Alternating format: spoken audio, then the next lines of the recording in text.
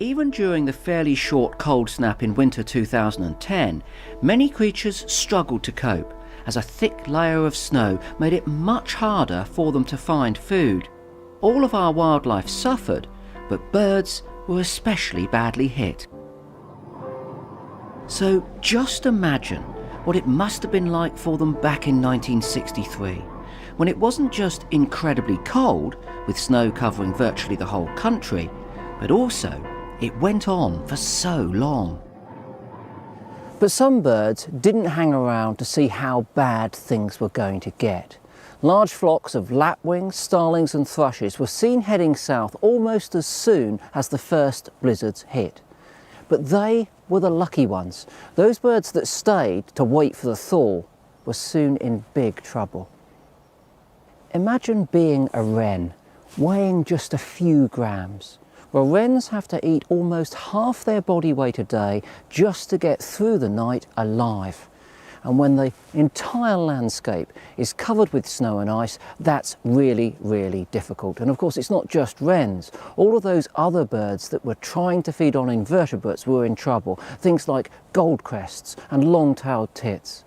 And these birds didn't die in their tens of thousands. Sadly, they died in their hundreds of thousands.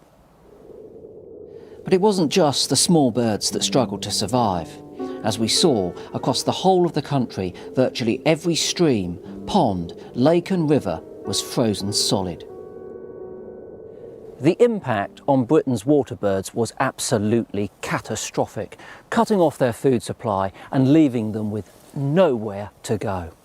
Now, back in 2010, we saw that birds that depended on water could radically change their behaviour in order to try and survive.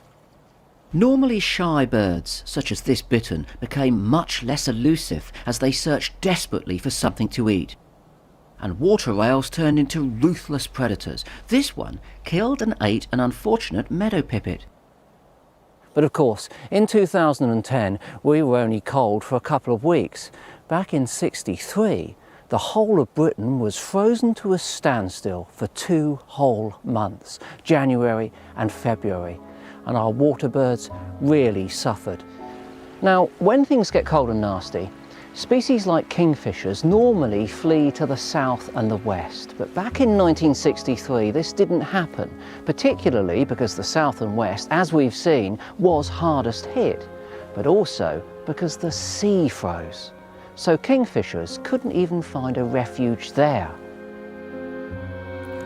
And it wasn't just the resident water birds that suffered. Every winter, Britain's coastal estuaries and marshes play host to millions of waders and wildfowl, ducks, geese and swans that come here from the Arctic in search of a milder climate and plenty of food.